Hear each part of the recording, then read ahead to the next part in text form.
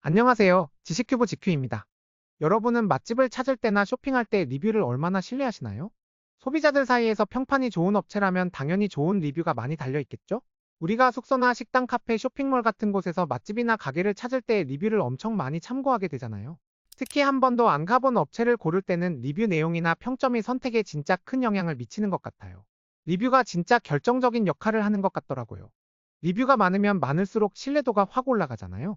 아무리 리뷰 내용이 좋아도 리뷰가 20개나 30개 정도밖에 없으면 여기가 진짜 맛있긴 한 건가? 혹시 맛없어서 리뷰가 별로 안 달린 건 아닐까? 이런 생각이 들게 마련이죠. 그래서 요즘 리뷰는 많은 사람들이 맛집을 고를 때 중요한 기준이 되는 것 같아요.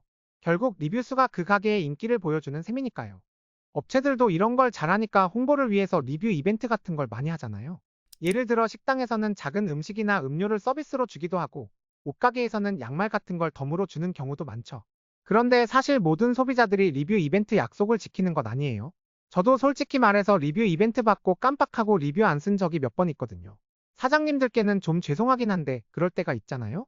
리뷰 이벤트 참여하고 서비스는 받아놓고 정작 리뷰를 안 남기는 고의적인 리뷰 먹튀들이 많아서 사장님들은 진짜 골치 아파하신대요.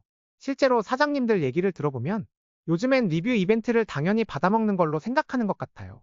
리뷰 이벤트를 그냥 서비스로 생각하고 넘어가는 것 같더라고요. 그냥 보내고 재주문해주는 것만 해도 고마운 일이죠 라고 하시더라고요. 사장님들 입장에선 답답하실 만도 하죠. 사실 리뷰 이벤트라는 게 리뷰를 쓰기로 약속하고 그 대가로 추가 서비스를 받는 거잖아요. 그래서 서비스를 받아놓고 리뷰를 안 쓰면 법적으로는 판매자를 속였다고 볼 수 있대요. 그러니까 형법상 사기죄가 성립돼서 고소도 가능하긴 하죠.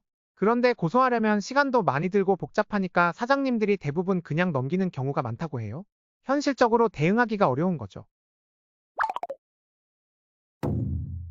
근데 여러분 혹시 이 많은 리뷰들 중에 가짜 리뷰가 섞여 있을 수도 있다는 거 알고 계셨어요? 요즘 카카오톡 오픈 채팅방 같은 데 보면 리뷰 한 건당 500원에서 1000원 정도 주면서 리뷰 알바를 구하는 방을 쉽게 찾을 수 있거든요. 또 리뷰 품앗이라고 해서 서로 좋게 리뷰 써주는 방도 꽤 많아요. 리뷰 품앗이는 말 그대로 서로의 가게에 좋은 리뷰를 주고받는 거죠. 실제로 이런 가짜 리뷰를 활용하는 영업장들이 생각보다 꽤 많습니다. 한 기자가 이 진상을 파악하기 위해 직접 리뷰 알바를 해봤대요. A 플랫폼에 15개, B 플랫폼에 8개의 가짜 리뷰를 작성했는데 일주일 뒤에 확인해보니까 A 플랫폼과 B 플랫폼에서 각각 딱 한 개의 리뷰만 숨김 처리되고 나머지는 전부 그대로 노출되어 있었다고 해요. 생각보다 가짜 리뷰가 걸러지지 않는다는 얘기죠. 가짜 리뷰는 실제 경험이 아니니까 소비자들이 믿고 참고할 만한 정보를 얻기가 어렵잖아요. 이러다 보면 잘못된 선택을 할 가능성이 커지고 결국엔 불만족스러운 경험을 하게 될 수도 있죠. 이런 경험이 자꾸 쌓이면 그 업체에 대한 신뢰도도 뚝 떨어지게 마련이고요. 또 일부는 주변 경쟁업체를 겨냥해서 가짜로 부정적인 리뷰를 쓰기도 하는데 이러면 공정한 경쟁이 깨지면서 시장이 왜곡될 수 있어요. 결국 정직하게 장사하는 업체들이 오히려 불리해지는 상황이 생길 수도 있다는 거죠. 각 플랫폼에서는 AI 분석과 모니터링을 통해 가짜 리뷰를 근절하기 위해 애쓰고 있지만 사실 모두 잡아내기는 어려운 상황입니다. 이 문제는 한국만의 일이 아니고 미국에서도 허위 리뷰가 큰 문제라고 해요. 미국에서는 AI를 이용한 허위 리뷰도 등장했다고 합니다.